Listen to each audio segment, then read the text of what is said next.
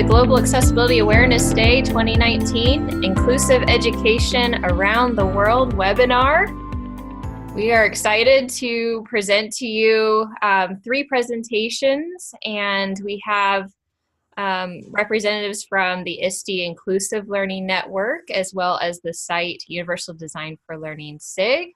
I'm Susie Gronseth. I co-chair the SITE Universal Design for Learning SIG, as well as co-chair the International Committee within the Inclusive Learning Network of ISTE.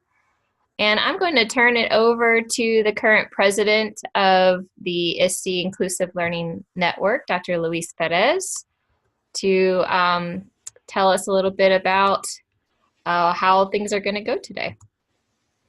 Good morning, everyone. I'm so glad that you're joining us bright and early for the start of Global Accessibility Awareness Day. So we want to make sure that if you're joining us live, that you participate in the conversation. We are using Zoom, and Zoom has a text option. It's a option within the interface where you'll tap the option or click on the option for chat. And then you want to make sure that you choose all panelists and attendees. There's a pull-down menu or a drop-down. That way, your messages will go to everyone who's in the chat. And this makes for a more lively live webinar, and your contributions are definitely welcome. And then we also want to make sure that we reach out to other people beyond those that are participating live or watching the recording. And so we invite you to tweet out any insights that you gain from this presentation, any new thoughts or ideas using the hashtag GAAD, that's for GAAD, Global Accessibility Awareness Day. And then the other hashtag is InclusiveLN for the Inclusive Learning Network, of which I'm just honored to be the current president. Next slide, Susie. So today we're going to be hearing from 3 different groups of presenters, and this is really exciting. You know, the International Society for Technology and Education, part of it is that international component, so we're really excited to put the I in ISTE this morning. So we're going to be hearing from a group in Colombia, Nitza Guzman, Luis Acero, Miguel Mejia, Edwin Ortiz. So they will be introducing themselves when they get to their presentation. And I will apologize for not pronouncing this name correctly, but I'll try my best. Nantanoot, and the last name is going to throw me. Suwannawut. But I think she goes by Apple as well, and she'll introduce herself as well. And she's joining us from all the way from Thailand, where she works for the Ministry of Education. And then closer to home, we have Kathleen Bastedo and Nancy Swenson, and they're at the University of Central Florida. And I'm a USF, University of South Florida graduate, but we get along just fine. We're both part of the university system, so we're colleagues, if you will. All right, so next slide, Susie. So just to kind of put things into context and just tell you a little bit about the Inclusive Learning Network. Our mission is really to support accessibility within the larger organization of ISTE, the International Society for Technology and Education. And then through ISTE to influence the field as a whole. So the end goal is really to create better learning opportunities for all learners through inclusive learning practices and the thoughtful application of technology. One of those practices is Universal Design for Learning, or UDL. We're really passionate about that. And so that's one of the things that guides our work. We welcome you to connect with us on Twitter. We are at InclusiveLN. And then on Facebook, we're at ISTE Inclusive Learning. So it's always important to extend your personal learning network, and using social media is a great way to do that. Next slide.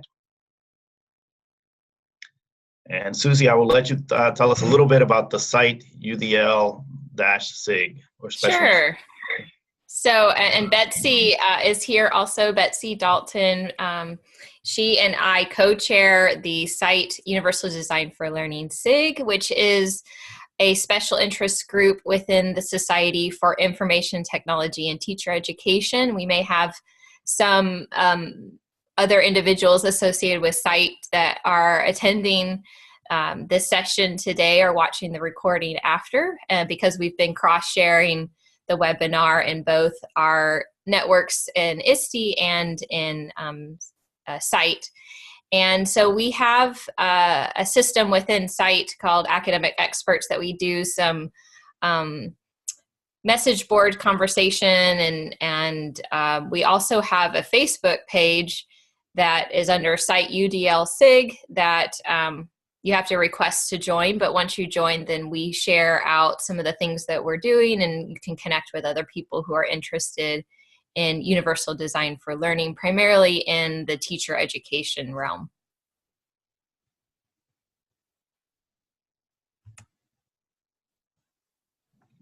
All right, so it's back to me. I just want to give you a little bit of background on why we're celebrating Global Accessibility Awareness Day. This is an event that's celebrated globally on the third Thursday of May of every year. And just to kind of show you that sometimes movement starts with some very small actions on the part of dedicated people. This all started with a blog post in 2011 by someone named Joe Devon, who is a developer. And so as a developer, he was concerned with why wasn't accessibility a more integrated part of the developer practice when it comes to websites. So it really started out of the web accessibility community, and then it grew from there. In fact, Joe Devon, I know him, he's a friend of mine, and I just saw him at this conference that I'm attending and joining you from. So he started with that blog post, and then a friend of mine, another friend of mine called Jenison Asuncion, saw that post, and Jenison has an extensive network of people. He's really well known within the accessibility community. And so the two of them joined forces to start that first Global Accessibility Awareness Day. And from then, it's just really grown very quickly to where there are, lots of events around the world in person, where people come together to work on accessibility challenges, to virtual events, webinars. There's just a great celebration of accessibility going on all day today. And many of the major companies will use today to announce accessibility initiatives or new products and so on. So it's really become a marker for our work throughout the year.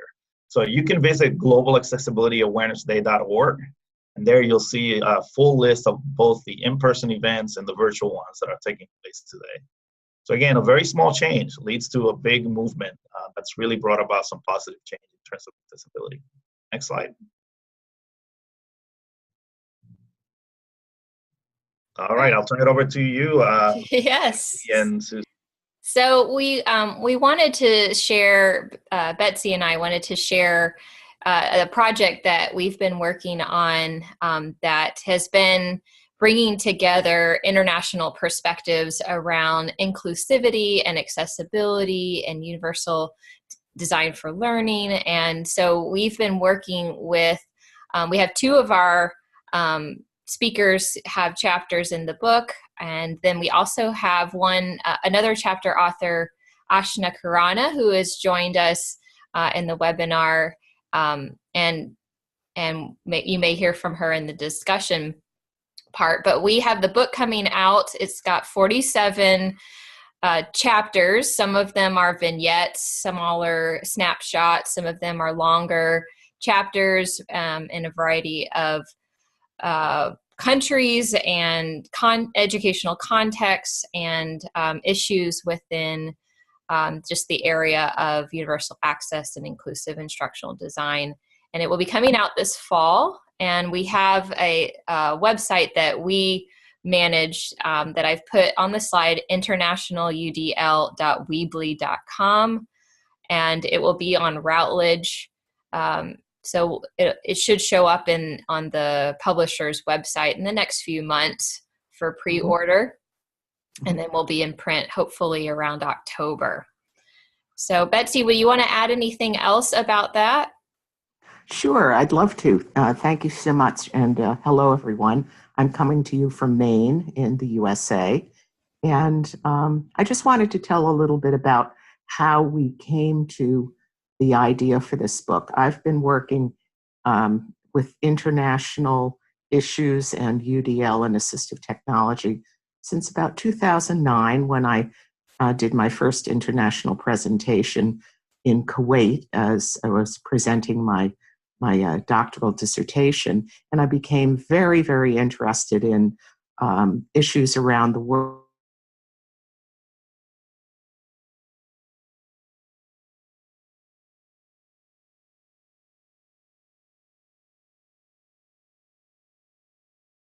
We're talking with people from other countries about and how they use technology and how technology impacted or didn't impact what they were doing because they didn't have access to it. And then I also had an opportunity to do a fellowship with CAST on universal design for learning. So since that time, I've developed a number of connections internationally, and as has Susie. And both Susie and I are past presidents of the Inclusive Learning Network of ISTE. So, and now we're current co-chairs of the UDL-SIG of SITE.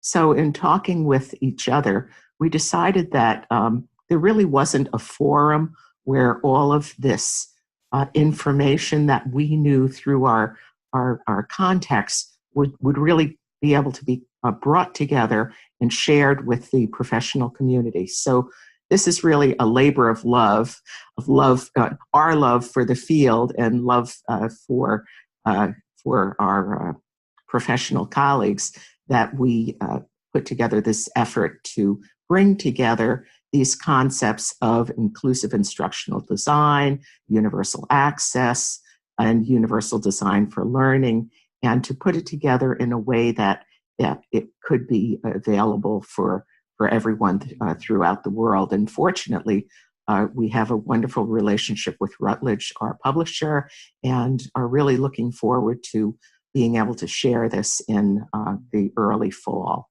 So that's a little bit about the background of how this book came to be. Thank you.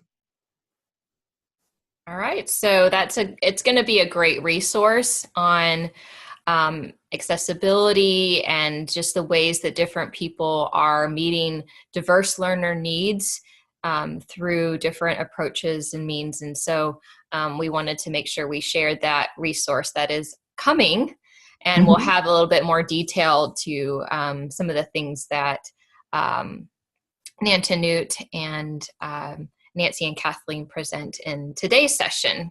Because today is just an hour total. We don't want to go too long, so there's a lot more that's that can be shared. All right, so without further ado, before we get to the first presentation, I do want to acknowledge that my co-chair of the international committee and the one that has really been behind a lot of our professional events like this one for Global Accessibility Awareness Day and World Usability Day is Cindy Anderson, and she is here in this session. So I just wanted to make sure that I acknowledge the work that she's been doing for these events over the years. We've done several years worth at least, and it's great to work with her. And she connected us to our first set of presenters from Colombia. Nitza Guzman has presented before in one of our sessions for ISTE during one of the conferences a few years ago, and it's great to have her and her instructional coaches this morning. Well, it's morning for me. I'm in Houston, Texas, to share with us some of the things that they've been doing in their school, and they can tell you a little bit about their situation in Colombia. It's a German school in Colombia, and they're doing some really neat things to provide multiple means of reaching diverse learner needs. And so I'm going to turn it over to them, and I have their presentation that I'll set up. But while I'm setting that up, Nitza and team, would you mind to introduce yourselves and tell us a little bit about where you're coming from, and then I'll have your presentation ready.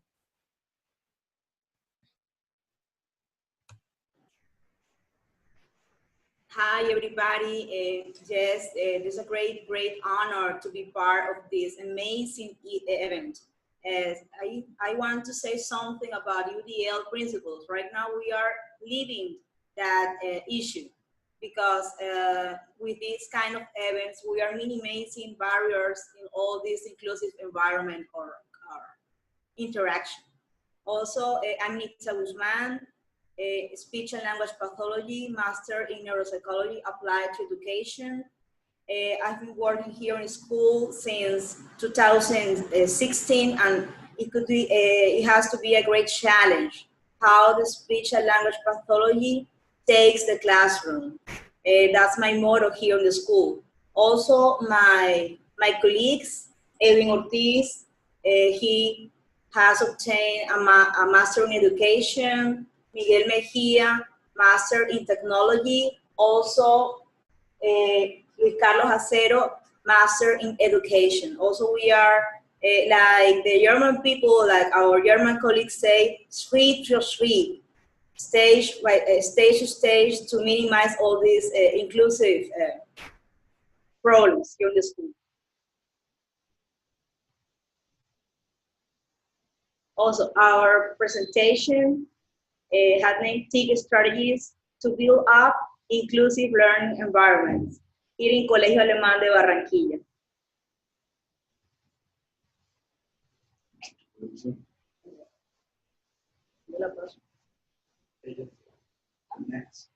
Next, please.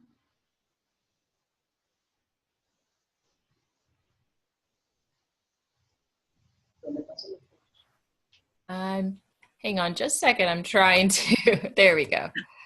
Okay, thank you. Okay, got it. Thank you. So, as I said, my motto here in the school is that every teacher should be a language thinking teacher. The idea is when a teacher can detect some difficulties from early ages, depending on the situation, it could be reversed or well handled. That's important to say, to mention that here in the school, we are so close with the German, Spanish, and English language. So, depending on the situation, it could be reversed or well handled. Teachers should not only be aware of the evident difficulties, but also those that are not so evident. Teachers usually fall in detecting these minor difficulties, therefore resulting in high level of students desertion in Colombia. The highest number of schools desertion in Colombia occurs in high school.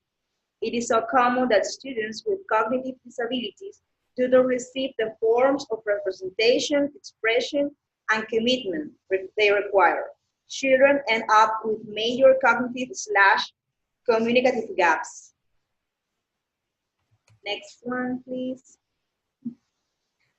So, a teacher engaged with the why, how, and what for facilitates the detection process and empower the learners. He/she teachers make the difference. For that reason, we have created in the school a new approach, working so closely with the teachers providing UDL strategies. That's the reason right now I have the company of our IT coaches. So raise teachers' awareness of the role they play in stimulating processes related to language and thinking. Each opportunity is an advantage through cooperative work. Establish individual goals. Nowadays, all the information is in the network, so the processes of communication, interaction, creativity will be our most powerful tools, soft skills. So, visual learning. To catch the attention of the students and improve motivation with the interaction of different blocks and objects. Young people today are exposed to many media, which allows their senses to accustom themselves to different ways of receiving information. Currently, there are many apps, tools, software, which visually understand the concept of transmedia and design their products with these similar schemes, shapes, color, relationships. So we are working in the first principle of UDL. The big brands have joined education and are understanding that just as young people acquire information, teachers must appropriate these means to motivate and improve learning. We have built, next one please.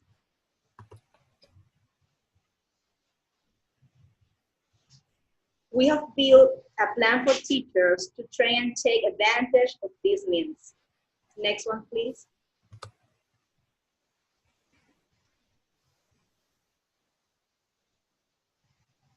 We have adapted our classroom to this interactive environment and offer a new learning experience. Next one, please. That's our kids working with all we are working here in the school. As I said, street for street, paso a paso. These resources are centralized in our virtual classroom to cover many special needs with a variety of resources that allows us to focus on the universal side of learning.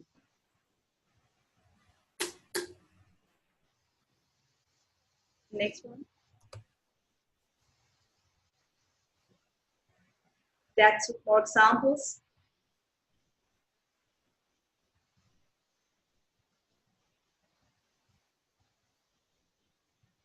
Next one. Right now we are working on that.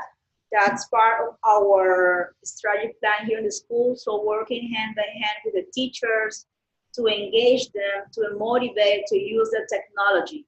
So we are working too with the parents because here in Colombia, to be honest, we have too much to work.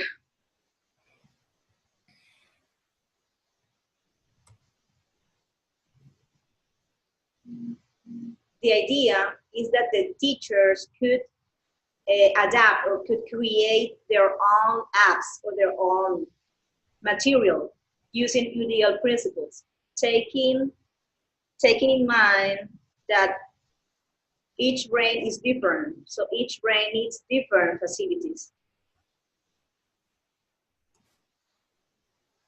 Next one, please. That's all.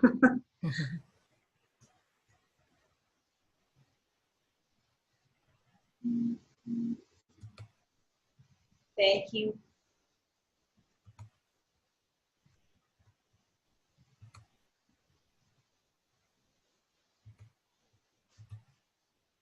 So that's what our approach here in the school, and to be that's a great honor to be part of this, so we can learn a lot of all of what's happening around the world.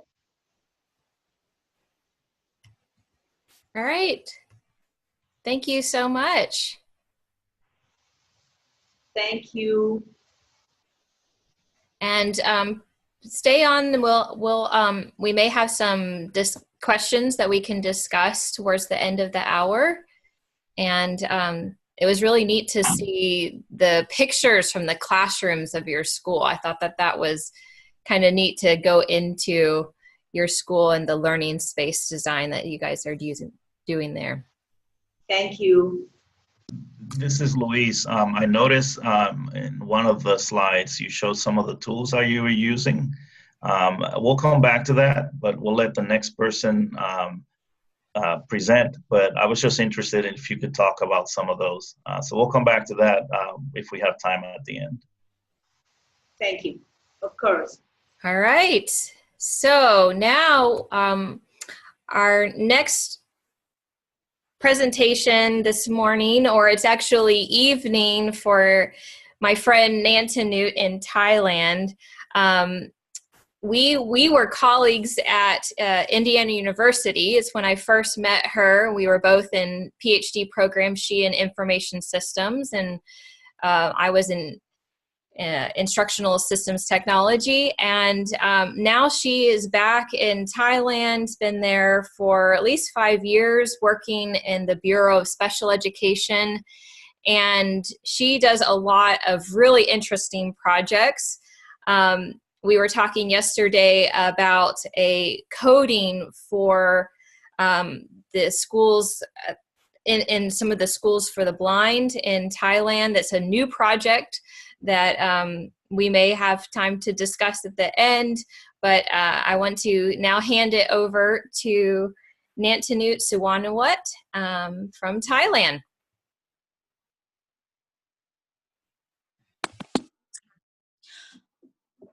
Okay, thank you, Dr. Susie, and good morning, everyone. And so it's my great honor to be here with all of you today to celebrate the Accessibility Day together, and also to join such a wonderful project about the book project. And today I'm going to present about what I wrote and share with you my ideas. Actually, this is like the conceptual framework of the two designs that it can be used to promote accessibility and inclusive education, if to be in the context of education, but actually these frameworks can be used with other types of the products or services. And first I'm going to talk about how I started to merge the concept of the designs for accessibility with the educational medias. Like nowadays, as we know that now has been changing through the very rapid growth of like all advances technology, but and including in education. But unfortunately, for even though there are lots of amazing materials or the system to be used with in the schools, but in terms of disability to be able to use by disabled students, still there are a gap that many of them are lagging behind. And especially nowadays, there are a growing number of students, especially for those who are so-called like invisible disability or the intellectual disability. So I think this is the global phenomena, including here in Thailand too. Like here we have just for those who are registered to our ministry, and actually we have over 200,000 students only for the dyslexia and also the learning disabilities. And this is very surprising, and the number keeps also growing as well. Therefore, we should be considered and taking care of this group of people, not to leave anyone behind.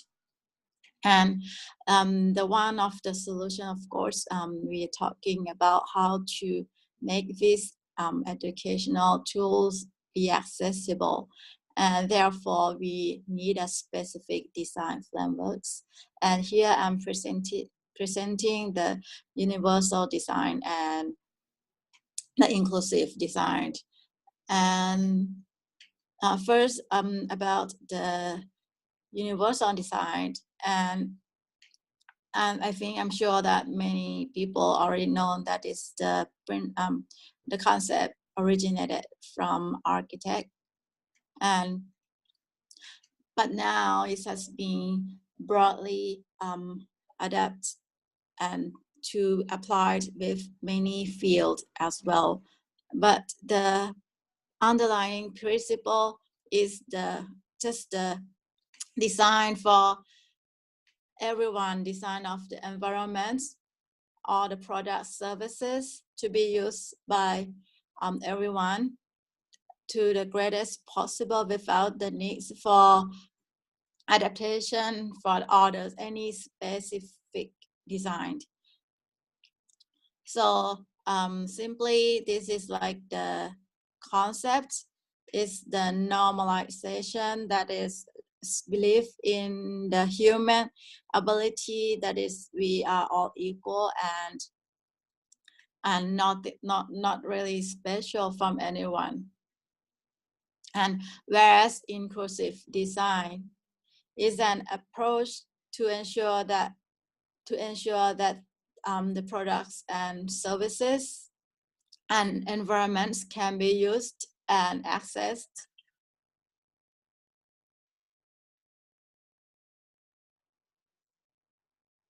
Okay, so to the greatest extent possible. Okay, and this is like the concept, the concept that we compare, and also just focusing in education. And we have plugged in, expanded from the, for example, for the universal design, we based on this concept, we have UDL, universal design for learning, and I think I don't have to explain it here. It's with the 3 main core principles, and also with the idea about the inclusive learning and teaching that refers to the mode of teachings, and that is for the difference of these 2 concepts is very similar, but to specify like the process of learning, and also like, for example, if we are creating an accessible system, like here as part of my project, I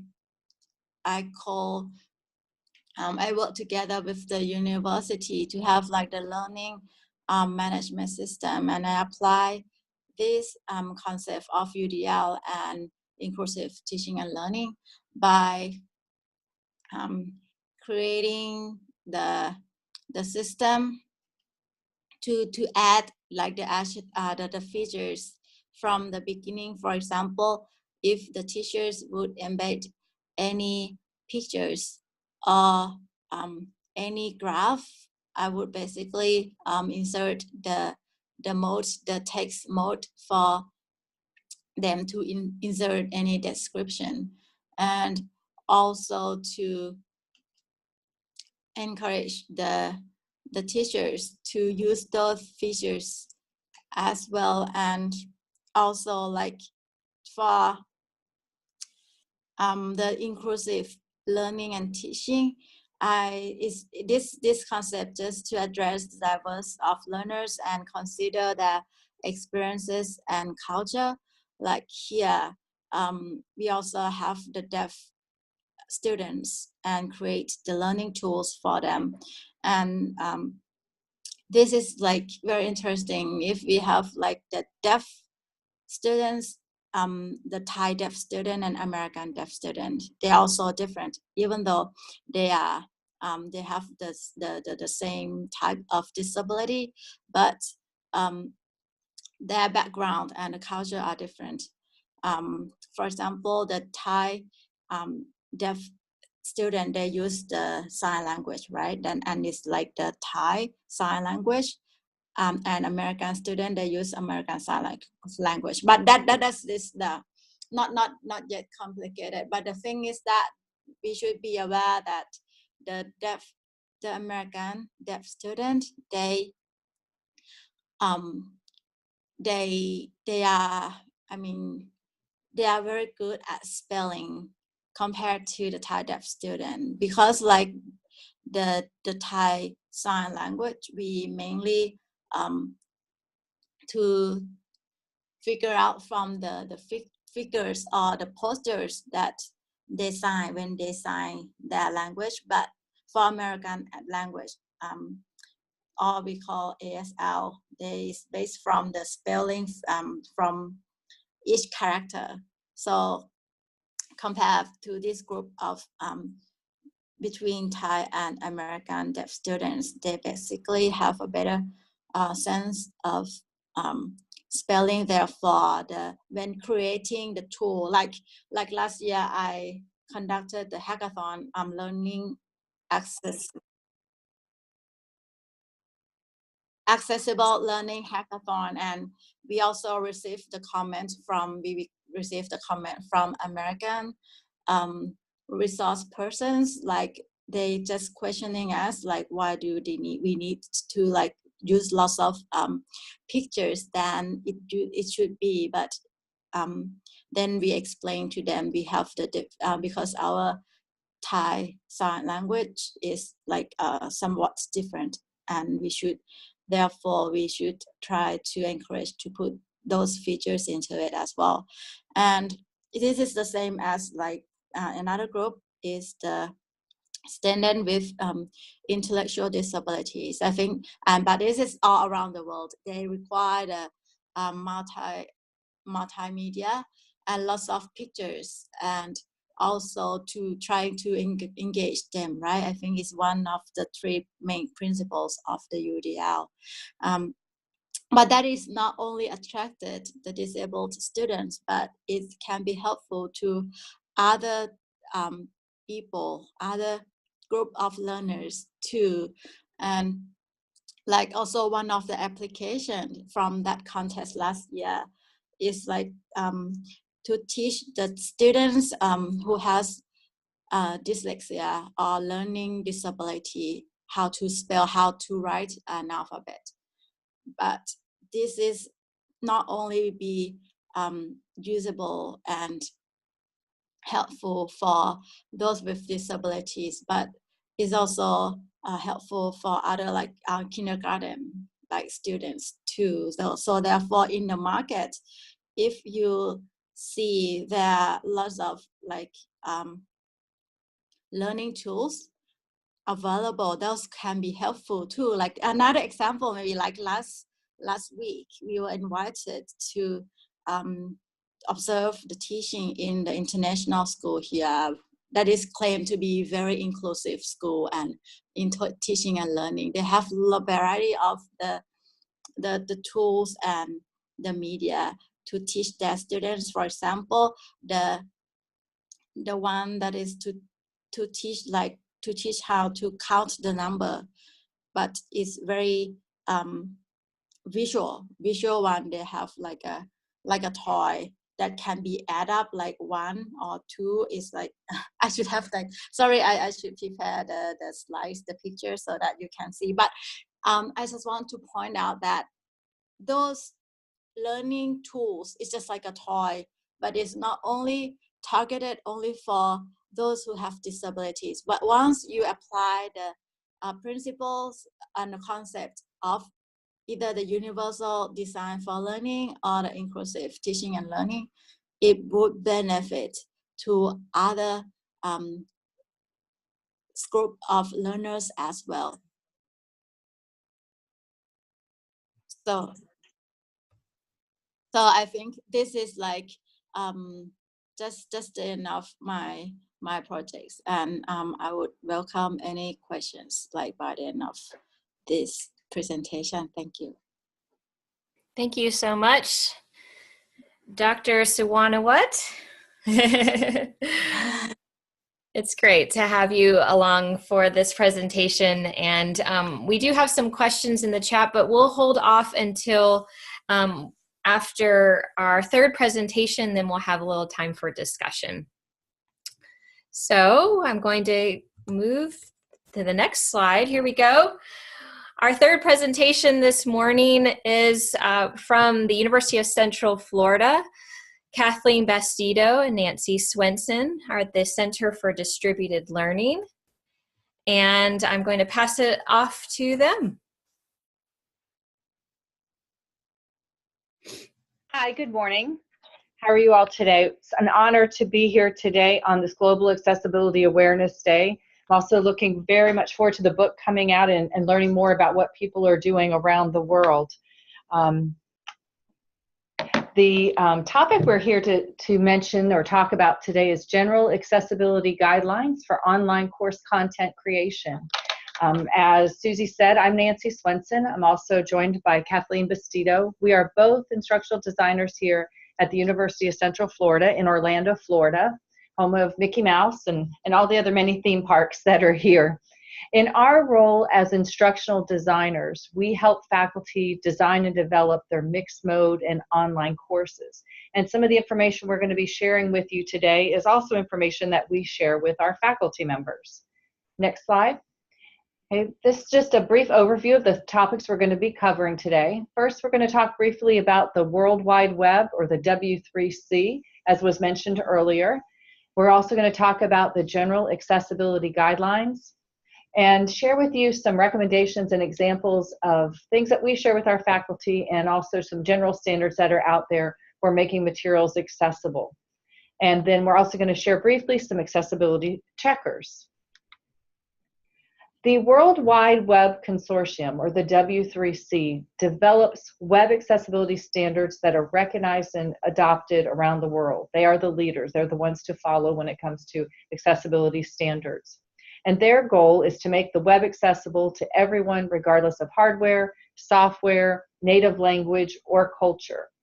And these standards that they develop guide how we develop content that can be accessed by everyone.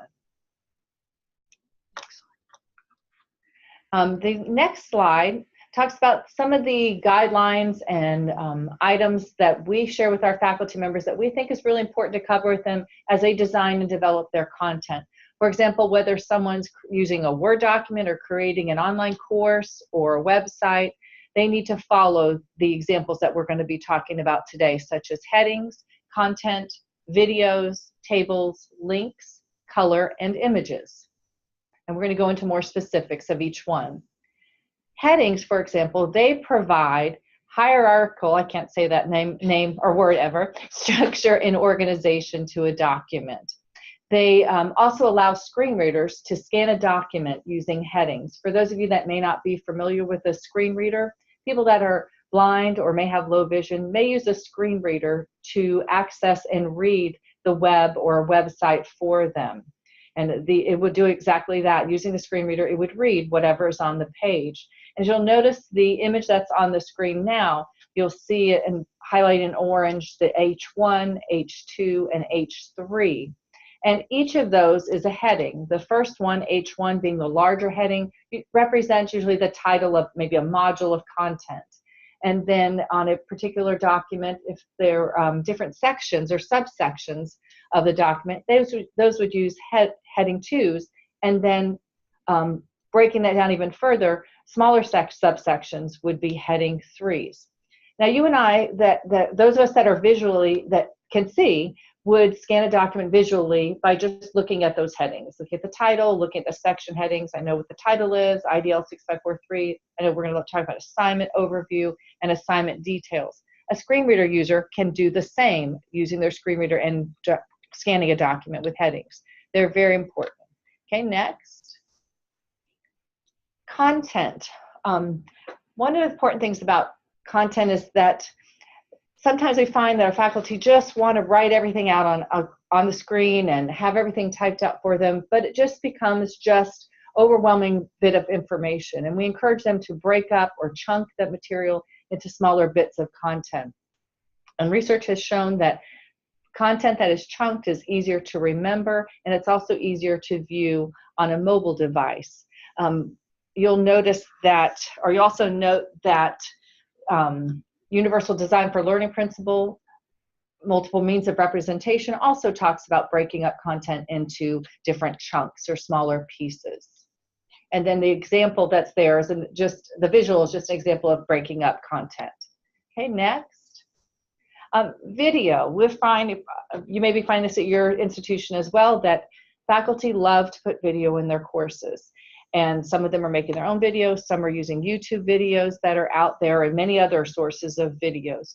But it's very important for all learners that these videos have synchronized caption, meaning that the captions align with what is happening on the screen.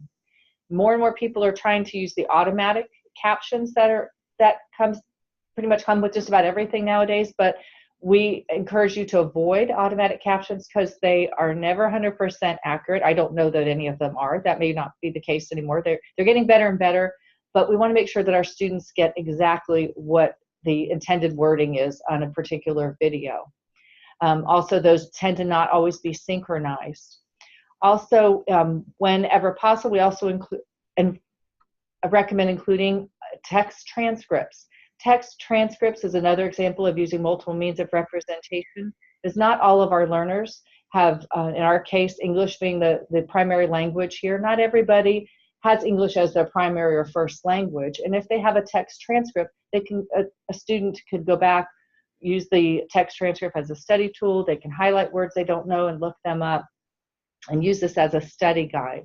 Also, in some cases, if it's important to note when someone's leaving a room or entering a room or a sound happens in a particular video. In those cases, it's also important to include audio descriptions. Okay, next slide. Okay, Kathleen is going to talk about table caption headings. Okay, I'm going to start with table caption headings. We're going to move along quickly. There's a lot to table captions, so we're going to keep it short here. So one of the important things to include with a table is the heading for it. Like right here, it's scheduled 2019. So again, someone can scan and determine, is this something, well, to locate tables, number one, and to determine, is this something that I want to read? So that's the first thing about tables. Next slide.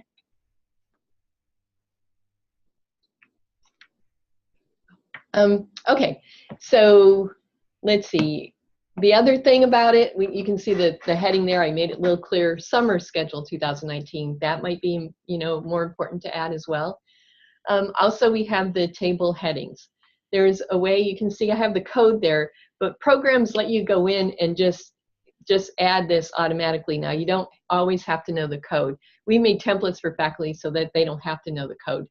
But this table isn't that complex, so maybe it's not as critical that you have it, but it does, what will happen is students will, that are using a screen reader, it'll say week dates, week 1, 8/24, topic, orientation, assignment, syllabus quiz, and then due dates, and then that time. Because there are 2 dates there, it'll be clear when it reads the heading what the time is. So that's why it's important to include. Again, I'm not talking about everything here. There's a lot to tables. This is about basic tables. Next. Okay. One of the things you always see on the internet are links. So for someone using a screen reader, it might be common to tab from link to link, because if they're looking for something, it makes it faster. They can't view the page like we can, so that helps them to go to links. Links are the most useful when they make sense out of context. For example, the next one there, click here. Now keep in mind, if someone is scanning through and all you wrote was click here for your links, they're scanning through going click here, click here, click here, click here. They don't know what the link is. They would have to go to each link, slowing them down. It's the same is true for using here, more, link to, and info. That's just not helpful to people, or to me. I may not know what here means. So the best example will be, what is it the link is? Photos of my vacation. Great, click on that. That's where I want to go. Next. Color. Color is, when using it online, be careful. It should not be the only distinguishing feature when providing information. That means follow the blue lines to get somewhere. It should have something additional like an asterisk, so that, because if you're maybe colorblind, maybe blue looks black to you, so you wouldn't be able to find the blue lines. The best color contrast is black, like this, on white. So black text on a white background. If someone needs it different, they can sometimes change it. Depends on what system they're using. But avoid using red, green, or blue, or a combination of these. Again, a lot of times it just looks black or gray to people. And if you do have to use color for some reason, like faculty want things to pop out, like a quiz or something, WebAIM makes a color contrast checker. So you can go in and make that red a little bit darker, so that it has like a whole thing that tells you this is a good color, this is a bad color, people can't see it. So use the color, or at least a color contrast checker if you have questions on it. Next. Okay, this is images. So there, you see a lot of images. Faculty throw in all kinds of images into a content page. They might put, if they like cats, they might put their cats in there, but does it have anything to do with the content? So if it's important, like this one, this is not just my cat. This is where I want students to know this is a cat wearing an Elizabethan collar after surgery. Maybe it's a veterinarian course. So we put that in alt text. This is available. This picture is actually Canvas through their rich content editor. It lets you add that to the picture. If it's decorative, like it's my cat and I just throw it in there, maybe I don't want to, it doesn't matter if people see it, I could just click that box and then the screen reader would skip it. Or if I wanted them to know it's my cat, I would put in the alt text. Next. Okay, so we've also just thrown in some accessibility checkers. There are many now that are built into standard products that you buy, like Microsoft Office, Adobe Acrobat Pro, and something, again, we're a Canvas user, so we talk about Canvas a lot, but Canvas just came out with a little accessibility checker that will check, as I talked about, those table captions and headings. It will check those and tell you, hey, you need to fix this, add a heading, or add a caption for this. So that's really handy to have. And the external ones are also related to learning management systems. Again, we work in the online environment most of the time. And so Blackboard Ally is a big one you can purchase. It's set up at the university level, so it happens across the university and it gets all this data. And that one costs a fee, but it's available to all the big ones like Blackboard, Canvas. Those use it. I think Moodle I think uses it, but D2L it doesn't work with right now. Again, that's you have to pay for that one. You do it, again, it's something for Canvas. Some people smart people that we work with got a little grant from Canvas, Instructor Canvas, and made this. And it checks, that's done at like the course level. So each faculty can check their own, it checks certain content. It doesn't check everything, but it checks a lot of content and how to make it accessible. So it's a handy tool. It's open source, so if you use Canvas, you can go to our page and download it and use it. There's directions on how to do that. Next. Okay, and the last one is just some resources that we use, the W3C. There's tons of resources there. WebAIM has more than color stuff. It has everybody has tutorials, step-by-step information, great stuff. We go to the Do It Center, and Penn State also has great stuff. Next. Oh yeah, Luis is saying that these checkers are not perfect. That is true. They give you a place to start. So it makes it basically accessible. And then if there's something else that might come up, you can go do it. But yeah, it's a place to start. So that was a quick information about it. There's tons more, but all this information is available on websites. You can go get it easily. And I think we're done. Thank you. Thank you guys very much. So Luis, let me pass it over to you. You had a few other resources you wanted to share, and then we'll do a little bit of discussion. Cool.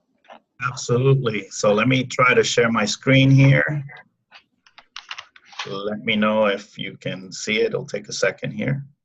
All right. Are you able to see my desktop? Yes. Yes. All right. So Nancy, you both mentioned a couple of resources, and Kathleen, right? I can't see the names.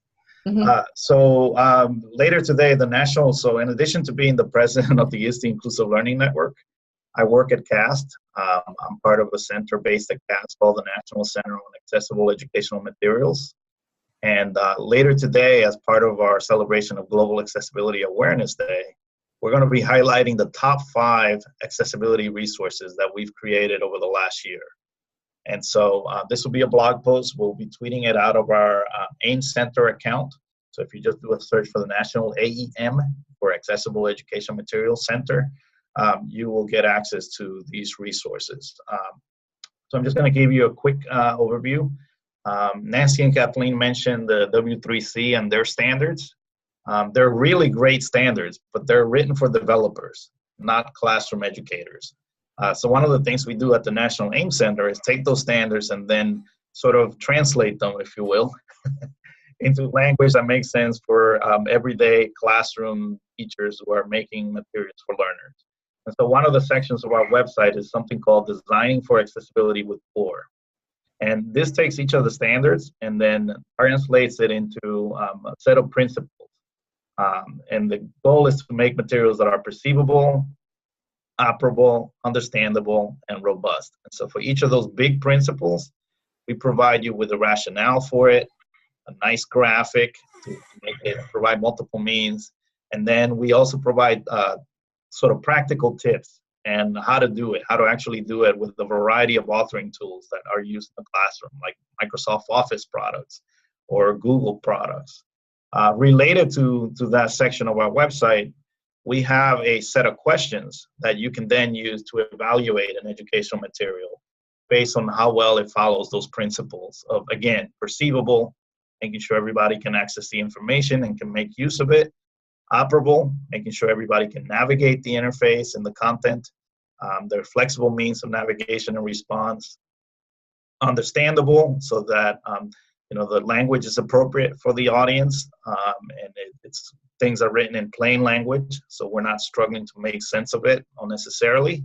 And then robust is, as Nancy and Kathleen said, that we're doing an accessibility check and going over our work and making sure that it follows the standards and the best practices. And then we also have resources related to procurement, because the more you can do up front during the procurement process, the less retrofitting you have to do afterwards, which in some cases with digital materials, it's not possible to retrofit them. And so it's important to start from the beginning with the procurement process. So we have information about that as well. Mentioned video in the previous presentation. Video is becoming a big way, a big tool for teaching and learning, not only in how we provide access to the content, but also how learners show their understanding. And so we have a section that talks about the why, the what, and the how of accessible video, captions, video description, and so on. And then the last thing, this is fairly new, EPUB. So EPUB is a standard for digital publications. It's built with accessibility in mind. And so we have a section on how to get started with EPUB, how to find EPUB titles, how to read them with a variety of apps. EPUB is a really flexible format with lots of options for learners to customize their learning environment, either by changing the appearance of the content or by using supports such as text-to-speech. So all of these resources are found on our website. I put it in the chat. It's aem.cas.org. So again, we're a federally funded technical assistance center, but we're based at CAST, which is where Universal Design for Learning had its origins. So with that, I will pass it back over to Susie, and we'll see if there are any questions or discussion points to conclude this webinar. So let me stop sharing, and then I'll let Susie grab the mic. Sure. So we have a few minutes left, and Betsy, could I ask you to have a question for us to discuss? You had posted some in the chat, but. Yes, I did. I think one of my questions was about there was a lot of discussion about UDL representation methods, but I wondered if the panelists could comment on, like, the other two principles, engagement, and then also action and expression, and maybe give an example of, from their work, what they're doing, if they're doing anything that really keys into to those other principles. Because I think representation is a little more understandable for the general audience, but the others are perhaps not as clear. Thank you. And I'll leave that open to any of the panelists that would like to come in.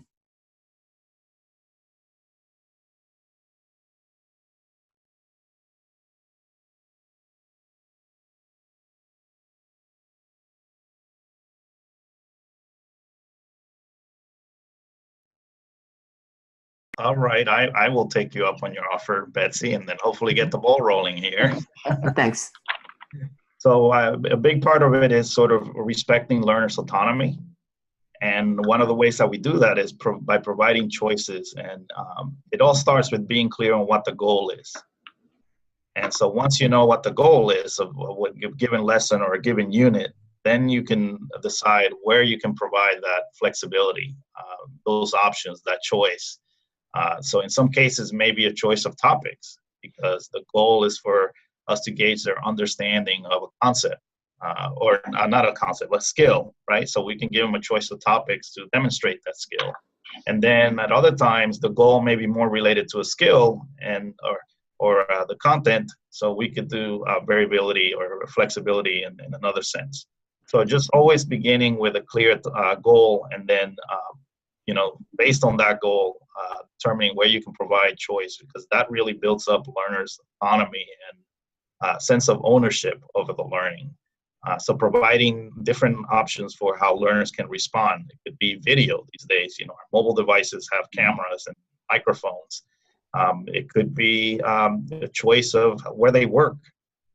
So not everything has to be in the classroom. Some of it could be done at home. Some of it can be done individually. Some of it can be done in groups.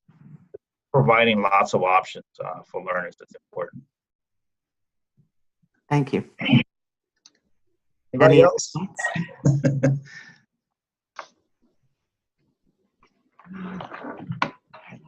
All right. Okay, this is Kathleen at UCF. We started a few years ago an initiative doing adaptive learning, and this is where the content is automatically in chunks. It gives students, it learns how much time they take to complete things and kind of averages, tells them, we think this will take you about this much time, so it helps some students get organized. It shows chunks of information, and then does quizzes. And then they can go, depending on how they do, there's kind of like this pre-test thing, and it puts them where it thinks it should be based on their answers. But they can go back and relearn things. They can go forward. They can go to depending on how the course is set up, they might, I don't feel like doing this today. Oh, look, I can go learn about this. It gives them a lot of freedom to make different choices with the content. Thank you. Thank you. I would also like to add here, hi, I'm Ashna from India, and I work with Pratham Education Foundation, which is an NGO working at national level. And here, when we are teaching children, we always group children based on their present functioning level or the current level of learning. So it is irrespective of the age of their age, and which helps them. And then we basically group them, and we plan the activities. Like some of the activities are individual activities where a child is involved. Then we have small group activities, whole group activities. So when we have such activities, the engagement of learners increases and it minimizes threats. So as they are learning together, they are collaborating with each other. So that fosters collaboration as well and reduces the threat. So that is something that we are working on. And we also, based on the activities that are taken up, we sometimes give self-assessment forms to children, wherein they grade whatever they are learning. And so they also get to know how much they have learned after a particular content has been taught to them. And similarly, I would like to mention here that we are currently working on a project to assess the learning levels of children, and these are children who are basically early, they are below the age of 8 years. And here we are focusing on providing multiple means of expression, as in if the child is comfortable pointing at the picture, so we are giving them questions based on that, if they want to give one-word answer or in a sentence. So whatever the preferred modality is and the preferred way of conveying or expressing himself, so that is what we are focusing on. So that's how we are focusing on multiple means of engagement and expression. Thank you so much. Thank you so much, Ashna. And I know Ashna has a chapter in the book that goes even more into what she's working on in India. So thank you so much. I don't know if we have time for any other questions, Susie, or is it time to wrap up? It is about time to wrap up. I am so thankful that we had our panelists today, coordinators of this session, and the attendees.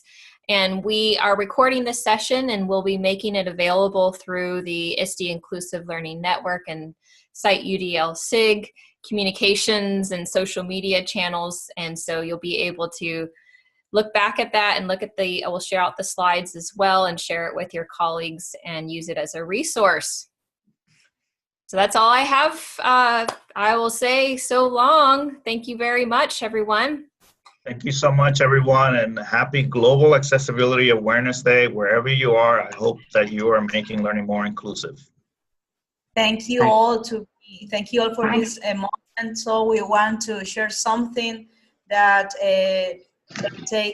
we are pioneers here in South America, so we are trying to spread the UDL principles. So, so we want support for you to increase our opportunities. Thank you so much. And thank you all. All right. Take care, everybody. Bye-bye.